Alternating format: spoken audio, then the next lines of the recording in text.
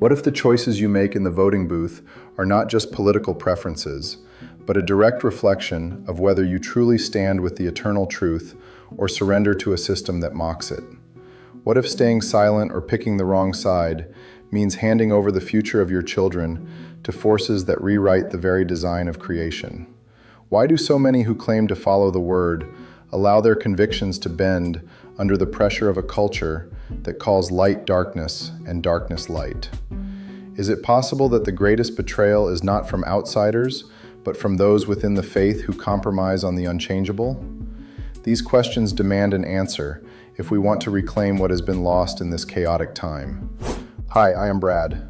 Let us get into it. Let us start with the foundation from Proverbs chapter 29, verse 2, which declares that when the righteous are in authority, the people rejoice, but when the wicked rule, the people groan.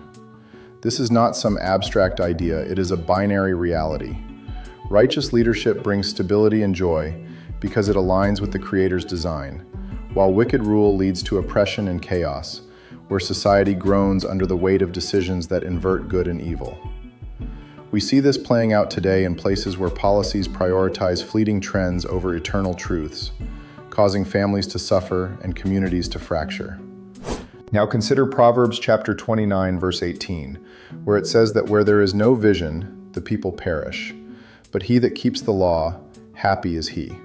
Vision here is not some vague dream, it is the revelation of the Word itself. Without it, people run wild, chasing every passing ideology that promises freedom but delivers bondage. This is the cultural minefield we are navigating, where schools and institutions push narratives that contradict the blueprint of creation, leading the next generation astray.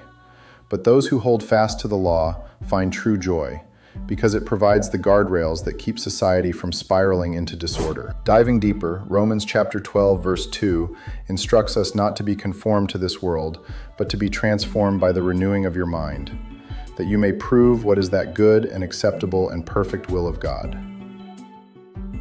This is a call to action for every believer.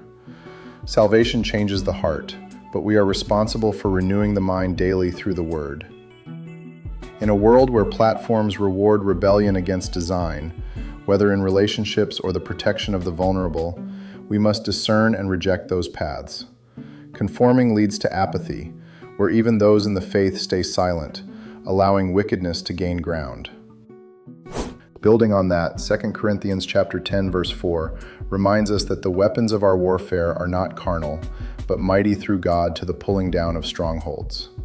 Strongholds are those fortified lies that convince us we can ignore the Creator's order and still thrive. They manifest in policies that undermine the sanctity of life, redefine relationships contrary to Scripture, or impose burdens that stifle freedom. But with divine weapons, the Word, prayer, and bold action, we can demolish them, restoring alignment and bringing rejoicing instead of groaning. Finally, let us touch on Psalm chapter 119, verse 105, declaring that your word is a lamp unto my feet and a light unto my path. In the darkness of cultural confusion, this lamp exposes the traps. It shows us that supporting systems which invert truth, calling what is designed one way something else entirely, leads only to stumbling.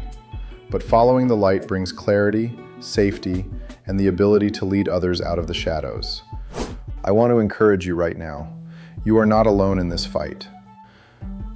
The Creator placed you in this exact moment for a reason, equipping you with His Word as your weapon. Even when the establishment pushes back, remember that greater is He that is in you than he that is in the world.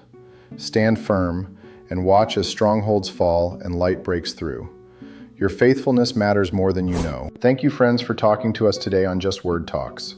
If you like our time together, then like, subscribe, and share with a friend or family member.